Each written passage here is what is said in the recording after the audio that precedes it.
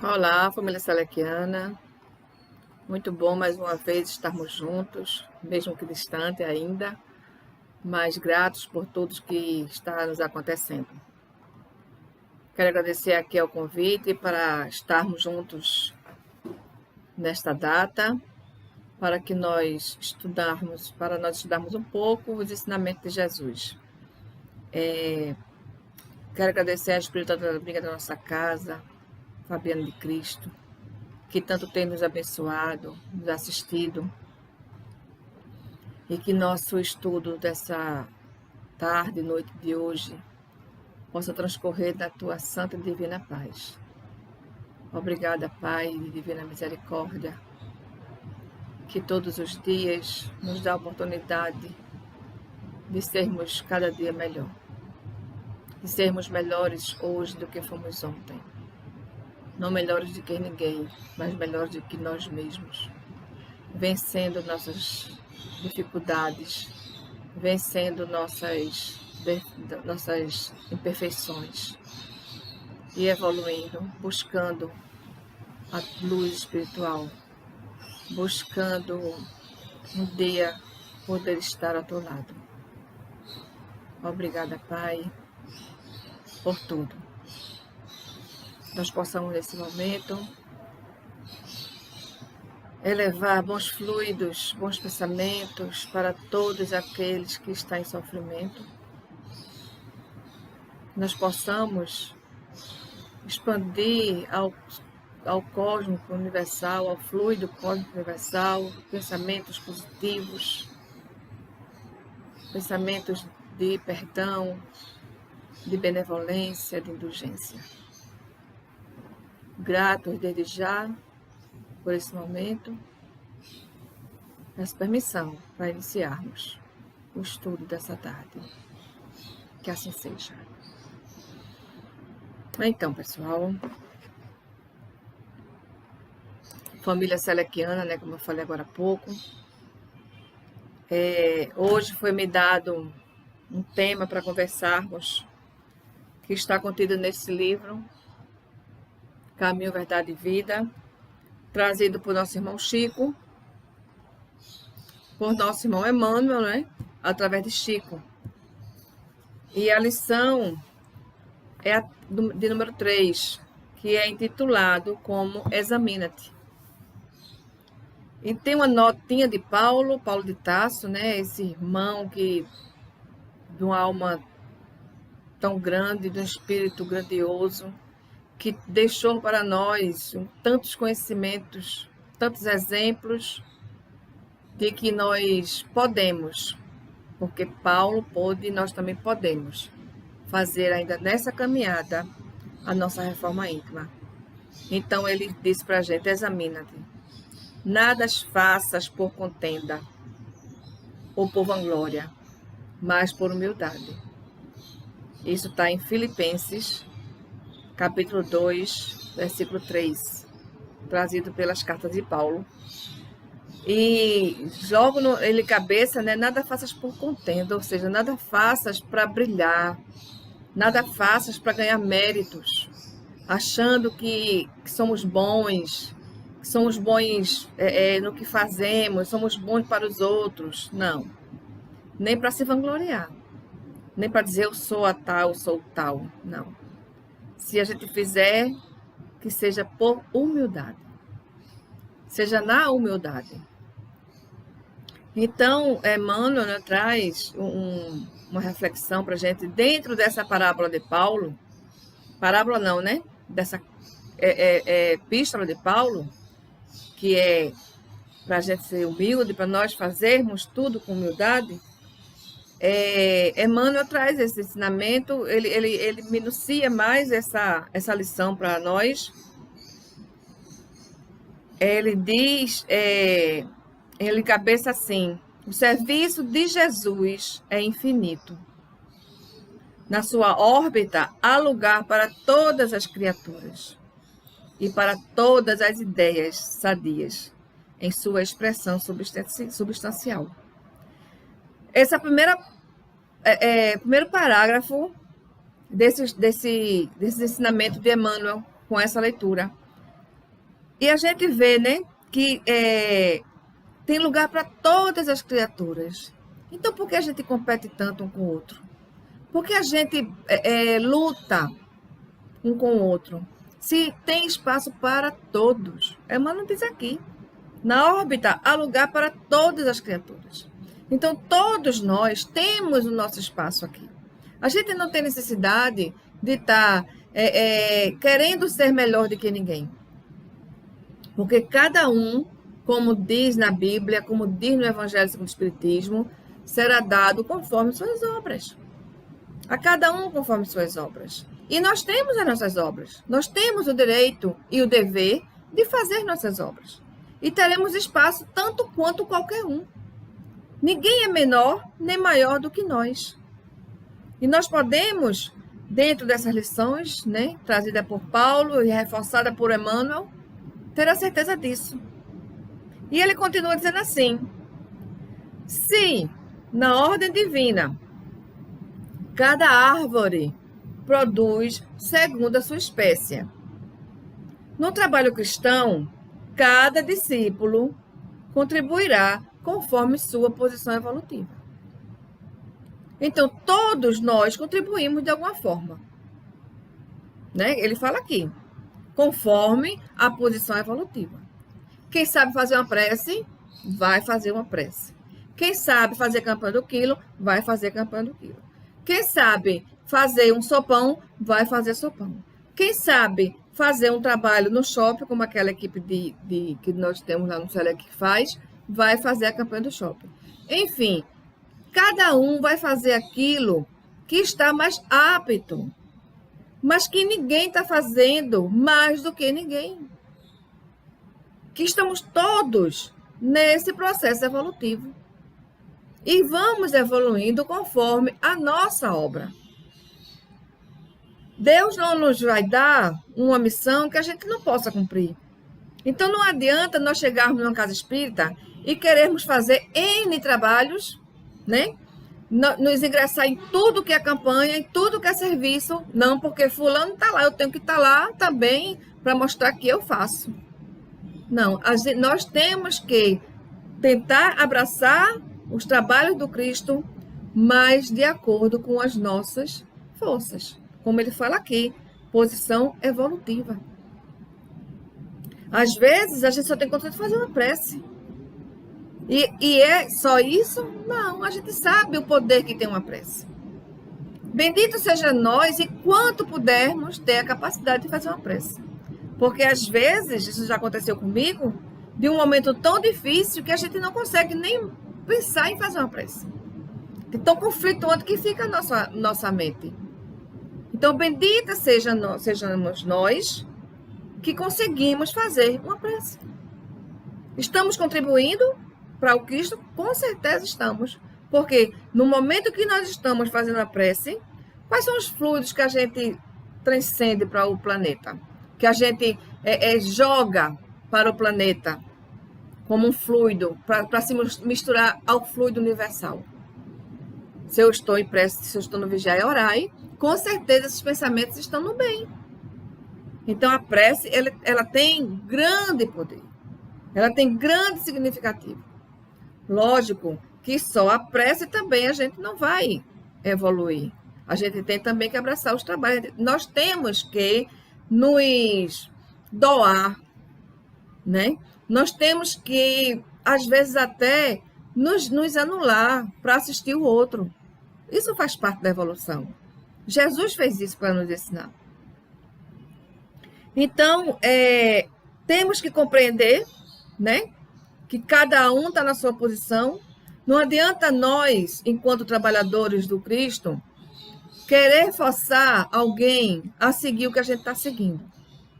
Não adianta hoje nós fazermos campanha do quilo e ver uma pessoa que está há 5, 6, 8, 10 anos na casa espírita e não participa de trabalho nenhum, e a gente chegar para essa pessoa e dizer, rapaz, está na hora de tu começar a fazer alguma coisa. Não adianta. Porque não está no momento dela.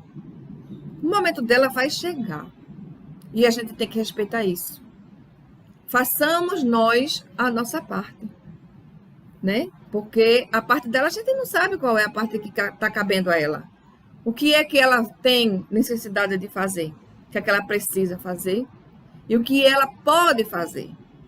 Porque às vezes um trabalhador que vai só pelo impulso, só vai para mostrar para as pessoas que está fazendo, esse trabalhador pode até dificultar um trabalho.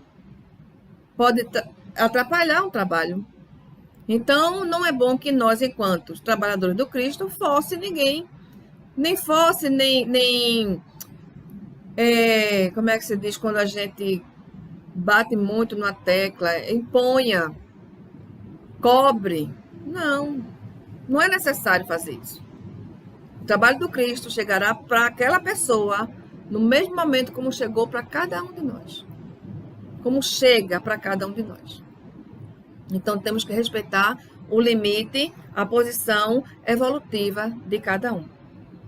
E Emmanuel continua dizendo o seguinte: a experiência humana não é uma estação de prazer.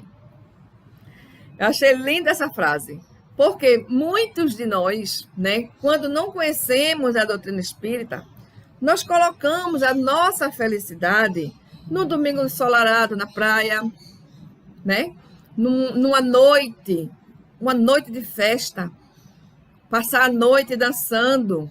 A gente colocava, ou alguns ainda colocam, a felicidade nisso. E a doutrina vem dizer, a gente não está aqui pelos prazeres da carne.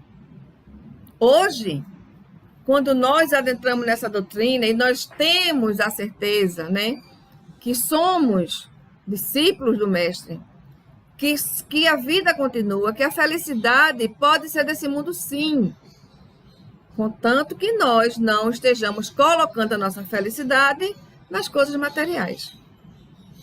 Então, quando ele fala que a gente não está aqui por prazer, a gente consegue assimilar isso dando valor a uma noite de sono. Porque nós sabemos que uma noite bem dormida, nós continuamos servindo ao Cristo.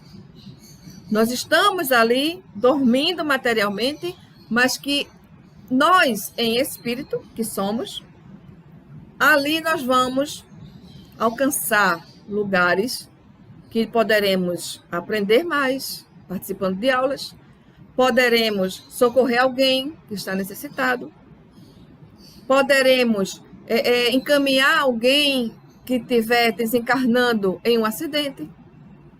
A gente pode fazer isso. A gente pode ir a hospitais. Então, nosso sono, nosso descanso da matéria é também um trabalho. Se nós colocarmos, antes da nossa dormida, o pensamento elevado ao Cristo. Se nós pedirmos ao nosso Pai, ao nosso anjo da guarda, que nos conduza nesse momento de repouso da matéria, que nos leve a lugares que possamos ser úteis, a gente vai entender que o prazer que ele está falando aqui, que a gente não vê para uma estação de prazer, e não viemos mesmo, mas não viemos para esse prazer material. O prazer espiritual, que é servir a Deus, servir ao Cristo, tentar seguir os ensinamentos que ele trouxe para a gente, isso é que tem que nos dar prazer.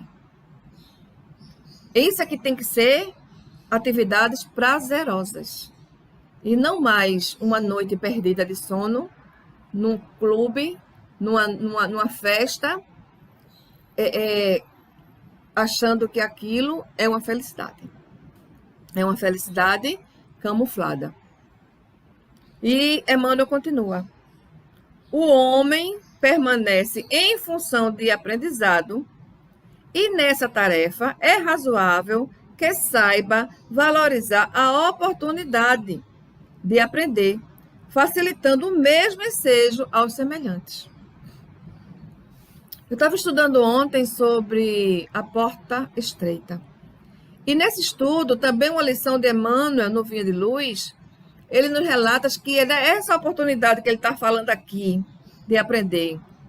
Que nós, quando fazemos o nosso projeto reencarnatório, nós temos a missão não só de evoluir ao nosso eu, mas de ajudar o outro a evoluir. aquela criatura difícil que cruza o nosso caminho, aquela criatura que está abandonada, que não tem ninguém que ame, que não tem ninguém que chega para ouvir o que aquela pessoa está passando por um momento de aflição, para dar uma palavra amiga, para lançar ao fluido cósmico universal bons pensamentos, como eu falei agora há pouco. Então, essa oportunidade que nós temos, né, de estar aqui reencarnado, porque a fila é grande, a gente sabe, né?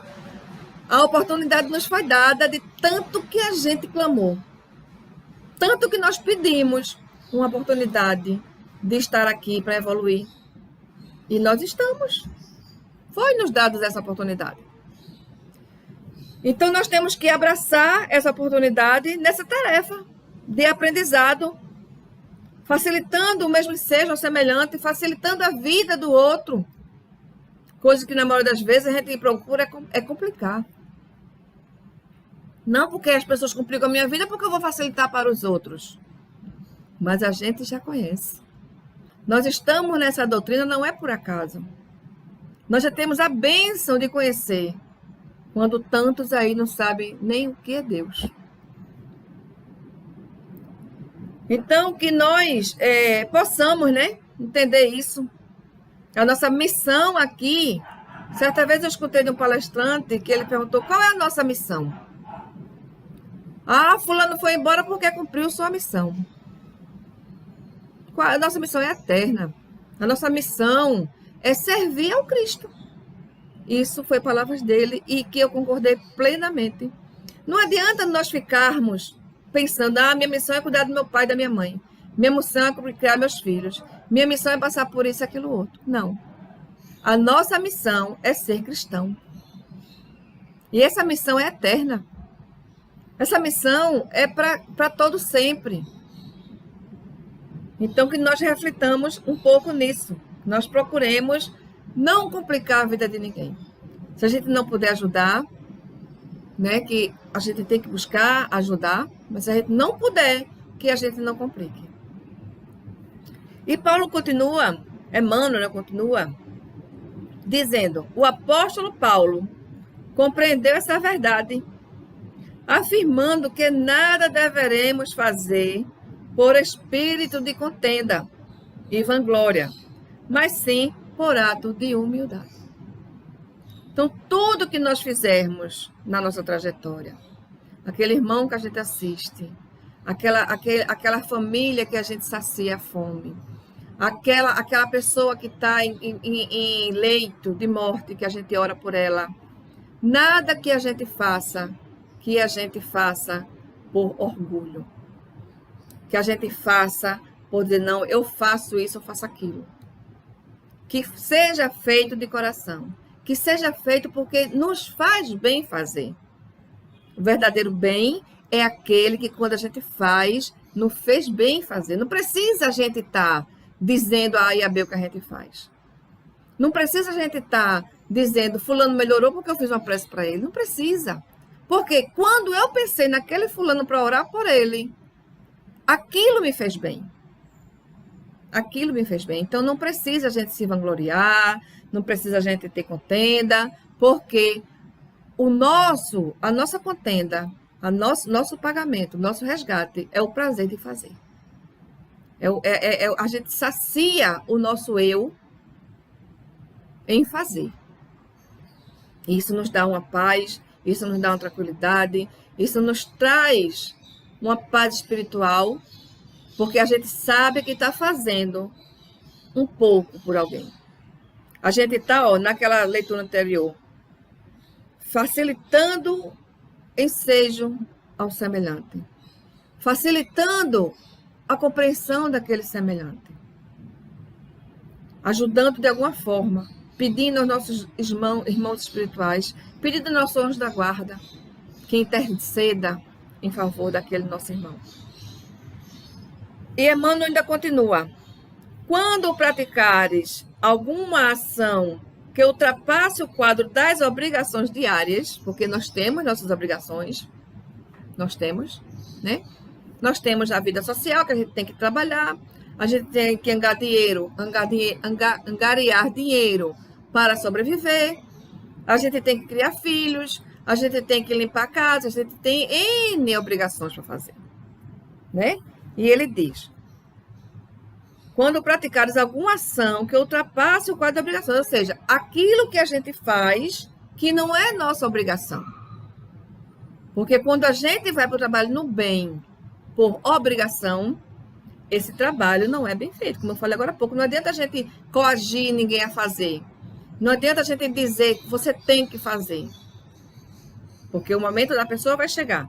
Mas quando a gente ultrapassa o nosso limite de obrigação, que faz por fazer, sem esperar recompensa, sem esperar pagamento, essa é uma atividade, né? Um ato que nos faz bem. E ele continua assim, examina os móveis que determinaram, que a determinaram. Ou seja, examina o motivo que nos determina a fazer além das nossas obrigações diárias. É o que eu falei anteriormente. Se esse motivo é para me amostrar, mostrar para N pessoas que eu vou, faço e aconteça, não estou fazendo nada. Não estou trabalhando por Cristo. Estou trabalhando para o meu ego. Se resultou do desejo injusto de supremacia, se obedeceu somente à disputa desnecessária, cuida de teu coração, para que o caminho te seja menos ingrato. Ele botou aqui como que se nós, às vezes, eles nos conhecem, né? Como o próprio Paulo disse, nós somos rodeados por uma nuvem de testemunha. Então, ele nos conhece, ele sabe que a maioria de nós, vai para um trabalho como se fosse uma disputa. Não, eu vou para a campanha do quilo, mas meu saco vem mais do que o de fulano. Se o meu saco não vier mais cheio do que o de fulano, eu já não gosto, o trabalho para mim já não valeu. Porque as pessoas têm que ver que eu estou carregando peso, que eu estou trazendo muito alimento. E a gente sabe que o objetivo do trabalho não é esse. Mas muita gente acha que é. A gente sabe que isso existe no nosso meio, né? Se Emmanuel trouxe isso, é porque a gente precisa ainda levar um puxavantãozinho de orelha para acordarmos o que nós estamos fazendo. Se esse trabalho que nós estamos abraçando está nos fazendo melhores do que o outro, não, do que nós mesmos. Está nos tornando criaturas melhores do que fomos ontem. E ele continua. Mas, se atendeste ao dever, ainda que hajas sido interpretado como um rigorista e exigente, incompreensível e infiel, recebe as observações indébitas e passa adiante. Tem pessoas que coordenam um trabalho, né? Estão ali como o responsável por aquele trabalho. E quando a gente vai para aquele trabalho que tem aquele coordenador, a gente não quer aceitar as regras daquele que está coordenando o trabalho. A gente quer inovar o trabalho de quem já conhece como deve ser feito o trabalho. Então, a gente, às vezes, não aceita. E muitas vezes, por isso, a gente se afasta. E a gente não só se afasta, a gente se afasta comentando com o nosso colega que fulano quer mandar no trabalho. Tentando induzir a quem está do nosso lado a também não participar daquilo, porque fulano é Caxias, porque fulano é rigoroso, porque fulano é isso, aquilo, outro. Mas se nós aceitamos e fazer um trabalho do Cristo, a gente tem que entender que não está trabalhando para o coordenador, não está trabalhando para os colegas que estão ali, a gente está trabalhando para o Cristo. E todo o trabalho do Cristo, ele tem que ter doutrina, disciplina, Como disse Emmanuel Chico, vamos escrever 12 livros. Vamos. O que é necessário para escrever esses 12 livros? Disciplina. Você só precisa de 3 coisas, Chico. Disciplina. E a segunda? Disciplina. E a terceira? Disciplina. Iniciou-se com a missão de escrever 12 livros. Quando terminou os 12, ele foi bem disciplinado, concluiu as obras no tempo previsto e foi dado mais 24 livros. Agora a gente vai começar uma nova missão. O trabalho foi tão evolutivo, tão compensador, que nós vamos agora escrever 24 livros. E assim foi chegado a mais de 400 obras de Chico, através de Emmanuel, através de André Luiz, por conta que ele teve disciplina, disciplina, disciplina. E é isso que nós temos que ter quando abraçarmos qualquer trabalho. Seja o coordenador, um Caxias, seja o coordenador, um comandante, um delegado, um capitão, seja ele a patente que ele tiver. Mas nós temos que ter a disciplina dentro dos ensinamentos do Cristo. E seguir as regras. Porque aquela pessoa que está na coordenação é porque ela já tem a capacidade de coordenar aquele trabalho. E nós temos que respeitar. E seguir em frente, né? Seguir em frente. E se nós tivermos na condição de coordenador daquele trabalho, que nós não nos afetemos, porque 1 ou 2 ou mais nos condena, né? Nos ofende de alguma forma por estarmos na frente daquele trabalho. Porque até o Cristo, ele não foi compreendido por todos. Tanto é que ele foi posto na cruz. Então, nós temos que aceitar essas reclamações, essas opiniões, né, alheias, que nós tomemos como exemplo. Pelo menos de não fazer aquilo que aquela pessoa está fazendo. Com nós, enquanto coordenadores. Que nós possamos, enquanto coordenadores, ter também a disciplina, principalmente nós, enquanto coordenadores, que devemos dar exemplo. Então, tem que ter mais disciplina ainda. E ele continua o finalzinho da leitura, do texto de Emmanuel, que ele diz assim: continua trabalhando em teu ministério.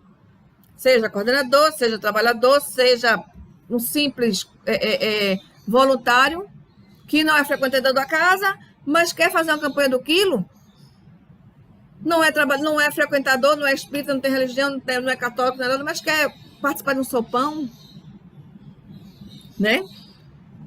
Continua trabalhando no teu ministério, recordando que por servir aos outros com humildade, sem contendas e vanglórias, Jesus foi tido por imprudente e rebelde, traidor da lei e inimigo do povo. Alguns viram Jesus dessa forma na época, recebendo com a cruz a coroa gloriosa. Fazer o que Jesus fez, que ele é o nosso guia, né?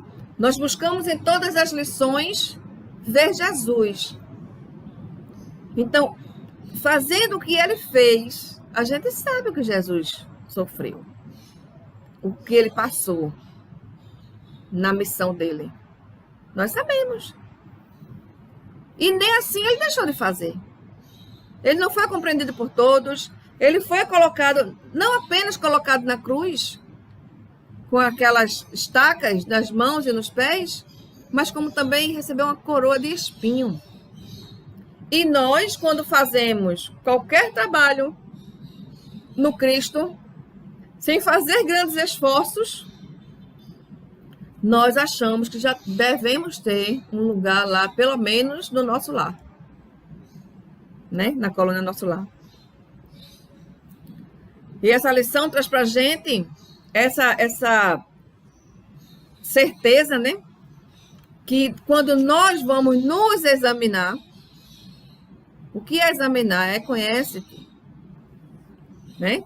A gente vai ver que nós somos tão ou mais imperfeitos, tão ou mais reclamantes, tão ou mais indisciplinados que o outro, que a gente não quer auxiliar. A lição é: examina-te. E examinar, o que é exame? É conhecimento, né? É você se examinar. É você introspectar, você entrar em si, você se olhar no espelho e se perguntar: quem sou eu? Né? Quem sou eu? A nossa missão a gente já sabe, não precisa perguntar. A nossa missão é ser cristão. O que é que eu vim fazer aqui? O que é que eu posso melhorar? Em que é que eu posso ajudar o meu próximo? O que é que eu estou contribuindo para que eu tenha um planeta melhor? Todos nós queremos voltar amanhã num planeta de regeneração. Que esse planeta é um planeta é um paraíso terrestre, esse planeta. É um paraíso. Imagina esse paraíso sem as maledicências que existem hoje. Um paraíso onde só vai semear o amor. Quem não quer viver numa terra dessa? É a terra prometida, que disse Jesus. Que disse Deus a Moisés. É a terra prometida. Então, nós queremos voltar para cá. Mas para que nós possamos entender o outro, né? Nessa caminhada, para que nós busquemos não nos vangloriar nas tarefas do Cristo, nós temos que nos conhecer. Temos a obrigação de nos conhecer. E na questão 919 do Livro dos Espíritos, que está no capítulo Perfeição Moral, que tem o conhecimento de si mesmo. E Kardec perguntou para os nossos irmãos espirituais qual é o meio prático e mais eficaz para se melhorar nesta vida e resistir ao arrastamento do mal. E Kardec e a espiritualidade respondeu: um sábio da antiguidade vos disse: conhece-te a ti mesmo. E essa lição ela é muito extensa, mas que vale a pena a gente fazer essa leitura, fazer esse estudo, né? E Santo Agostinho tem uma parte nesse estudo, porque tem uma parte, tem um entendimento aqui de Kardec, e ele traz um exemplo de Santo Agostinho, que Santo Agostinho, todas as noites antes de dormir, ele fazia uma autoanálise de si próprio e se perguntava se fez todo o bem que ele pôde ter feito. Se ele não deixou nada a desejar. Se ele estava na condição de fazer e não fez.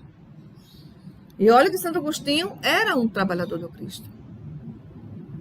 Nós, para irmos, por exemplo, para a nossa casa de oração e trabalho, dar uma assistência lá, a gente diz assim: vai chover, hoje eu não vou não. Estou sem carro, hoje eu não vou não. Qualquer empecilho é um motivo para que nós não atendamos o chamado do Cristo. O chamado para a obra do Cristo. Aí nós queremos vanglória. Nós queremos aquela moeda que a gente diz que é lá, né? Lá no bônus. Nós queremos horas bônus, porque a gente acha que faz demais. Quando nós deveríamos fazer essa análise de Santo Agostinho. Por que a gente não faz? Porque a gente tem medo da resposta. Por que a gente não se busca nos conhecer a nós mesmos? Porque se a gente se deparar que somos egoístas, que somos mentirosos, que somos hipócritas, que somos incapazes de perdoar, a gente não vai gostar da gente. Nem nós vamos gostar de nós. Que somos, às vezes, intolerantes. Que somos, às vezes, antipáticos. quando não sempre, né? Então é isso que Kardec traz para a gente, através desse sábio, né, da antiguidade, que disse, conhece-te a ti mesmo. E Santo Agostinho veio reforçar com essa mensagem de nós fazermos diariamente essa análise. Não é só no final do ano, como a gente costuma fazer no Réveillon. Se naquele ano nós fizemos tudo o que era para ser feito, porque a gente faz um projeto, né? A gente faz, esse ano eu vou fazer isso, isso e isso. Mas a gente não faz. Então, deveríamos fazer essa análise diariamente. Joana de Ângeles, nesse livro Autodescobrimento, né? Que nada mais é, nada menos que é o conhece-te a ti mesmo, é a gente se descobrir, porque é incrível que quando a gente busca se conhecer, a gente percebe que o nosso irmão tem muito menos defeito do que a gente, e a gente está querendo tirar o cisco do olho dele. E a nossa trave vai ficando. Vai até engrossando às vezes, né? A nossa trave vai ficando que a gente não conhece se vê. Quando um amigo mesmo, que a gente comunga das mesmas coisas que ele, chega para nós e diz que a gente tem um defeito, esse amigo provavelmente vai deixar de ser amigo, porque a gente não aceita. A gente não admite que temos defeitos, que somos imperfeitos. A gente fala, sou muito perfeita ainda, mas a gente fala da boca para fora. No nosso íntimo, a gente não admite que somos essa criatura tão imperfeita que somos. Então, Joana de Ângeles diz o seguinte, no capítulo que fala sobre desconhecimento de si mesmo. A gente não se conhece. A gente não se conhece. Ela diz o seguinte, aturdindo-se com as preocupações, ou seja, se ocupando, se perturbando com as preocupações, a quem presta importância demasiada ao que não é viável para o nosso espírito, opinião dos outros, aparência, conquista das coisas externas, convívio social e disputas insignificantes. Veja se não é o que relata ali quando ele falou ali que a gente vai para o trabalho como se fosse uma disputa. Veja o que ela traz para a gente. A pessoa descuida-se de si mesma e permanece ignorante da sua realidade profunda, das suas potencialidades latentes. Às vezes nós costumamos tanto olhar a vida do outro que a gente esquece da nossa. A gente esquece que a gente tem uma carga para melhorar. A gente trouxe uma mala cheia de coisas para ser substituída.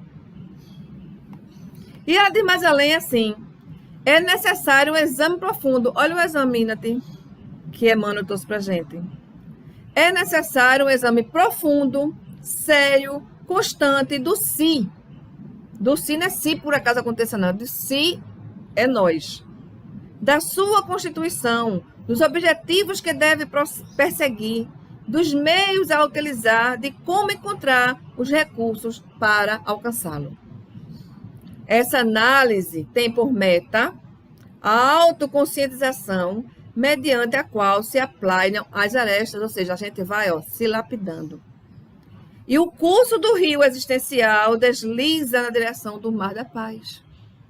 É incrível que quando a gente começa a assistir mais o próximo do que ver as nossas necessidades, é incrível como esse mar da paz vai nos levando.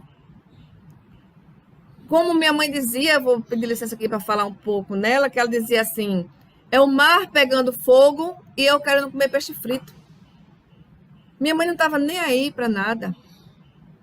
Não tinha coisa que tirasse a alegria da minha mãe, a alegria de viver. Só vi minha mãe chorando em toda a minha vida uma única vez, foi quando minha irmã desencarnou, aos 44 anos, que foi a primogênita e era uma irmã, uma pessoa maravilhosa. Foi a única vez que eu vi minha mãe chorando. Mas minha mãe era uma pessoa muito alegre. Então ela trazia essa paz para a gente. Todo mundo queria estar perto da minha mãe. E quando a gente busca fazer pelo próximo, a gente sente essa paz. A gente sente. Porque Jesus disse, eu vos deixo a minha paz, eu vos dou a minha paz.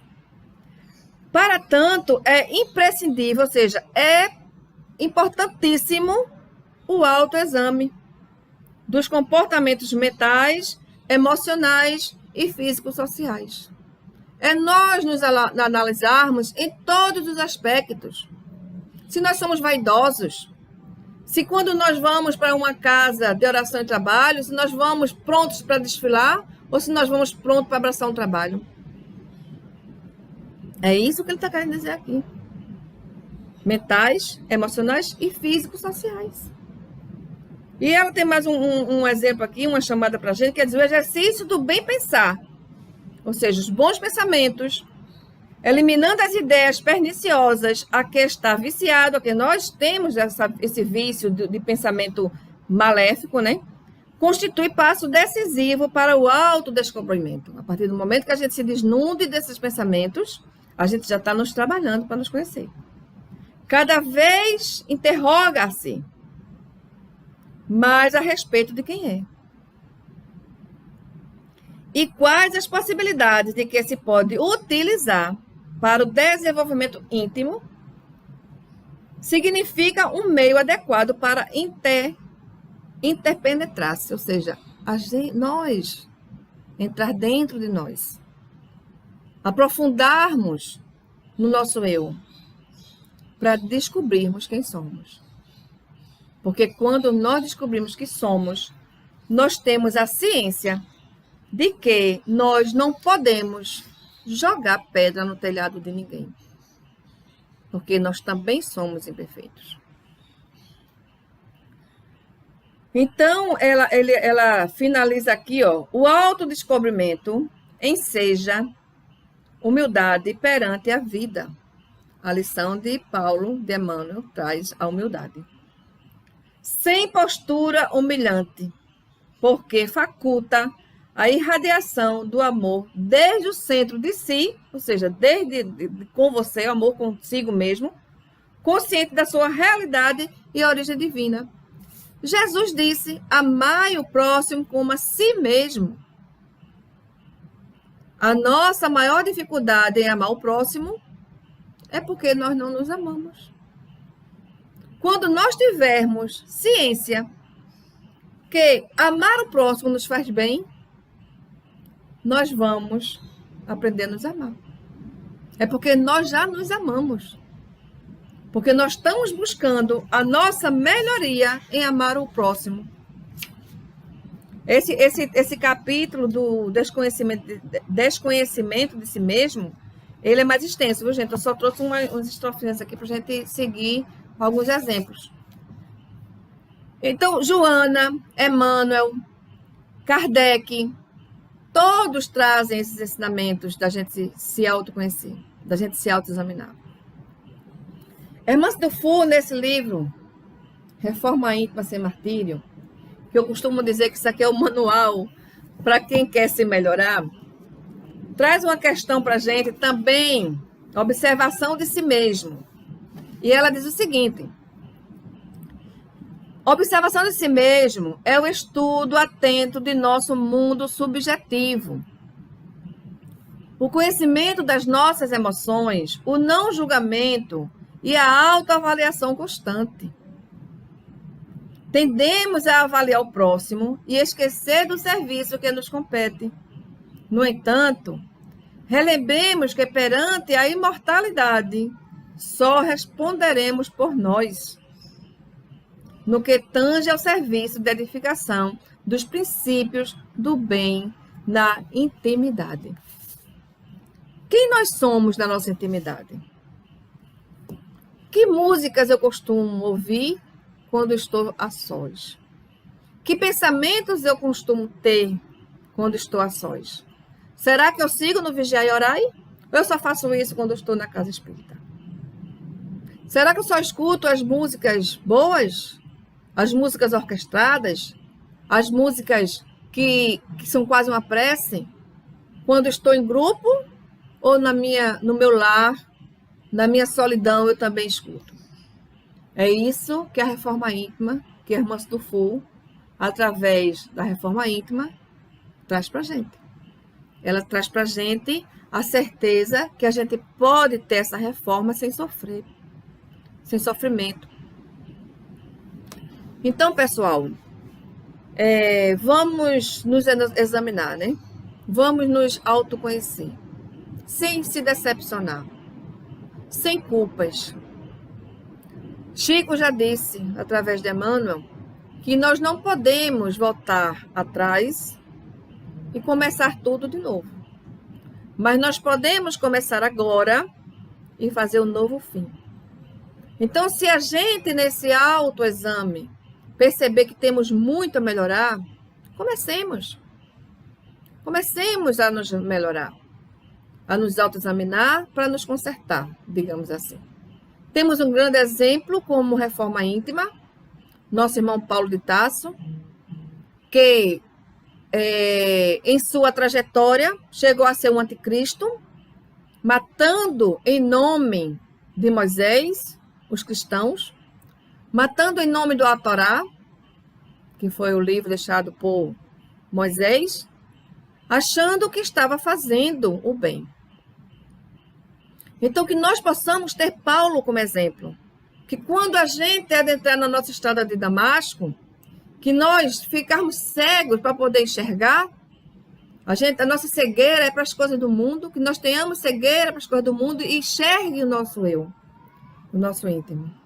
Que nós não tenhamos vergonha de começar. Que nós não nos culpemos de coisas que tenhamos feito. Porque até os erros nos faz evoluir quando a gente aprende com eles. Então, agradeço a todos, agradeço principalmente a Deus, nosso Pai maior, nosso Pai de amor, de misericórdia, mas também de justiça.